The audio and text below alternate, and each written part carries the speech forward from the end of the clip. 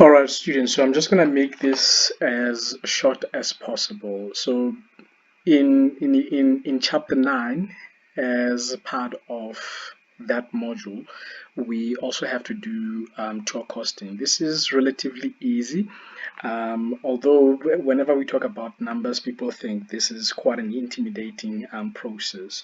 You've already done this last year, so I'm just going to remind you some of the most important things. We're going to cost out the operating cost for the tour. We're also going to determine what is the selling price. So I think before we even begin, the most important thing that you need to understand is that we have two different kinds of costs. We have fixed cost, we also have variable cost. So as you can see there, if we have something that we call a fixed cost, it never changes. If we take an example of going on a tour, if a let's say a bus company says to us that they're going to charge us 5,000 to go to Cape Town, then it doesn't really matter how many people going on that tour. The price remains the same.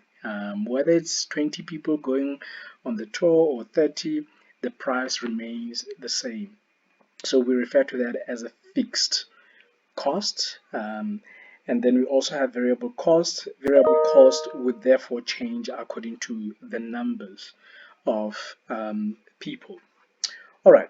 So just make sure that you understand the difference between the two because that's going to be very important. Now, the problem with tours is that it is sometimes difficult for us to determine how many people are going to go on a tour. If we are planning to go to Durban right now, and we advertise our tour, we don't know how many people are going to come to Durban with us.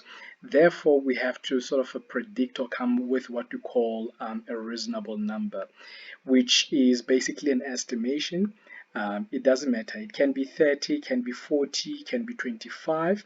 Now, the reason why we have this reasonable number, it is going to enable us to be able to calculate cost per person. So for an example, if you have a fixed cost, then you can divide it by a reasonable number. All right. Um, so we also have what we call the sales price. In terms of the sales price, you'll always be given this in your assignment. I will tell you that your profit margin is 20%, 30%, or 40%.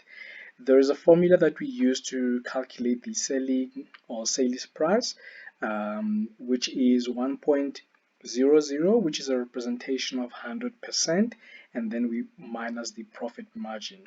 It can be 20, it can be 30, it can be 40 as well. So I think the theory part makes much more sense once you start doing the calculations yourself. So I think some of the most important things to take into consideration would be in some of the examples, you would be asked um, to give per person cost for people sharing a room, and therefore some of the mistakes that people would make is forgetting to divide the room of cost by two, especially if two people are sharing. The number of nights, this is also important, but we're going to do activity in just a second.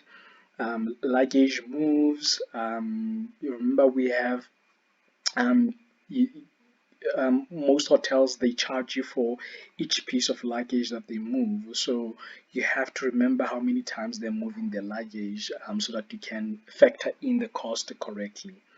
And I think those are the main three things that I wanted you to just bear in mind. So we are going to do this activity in just a second. Have a look at it and also look at some of the previous examples that you did last year.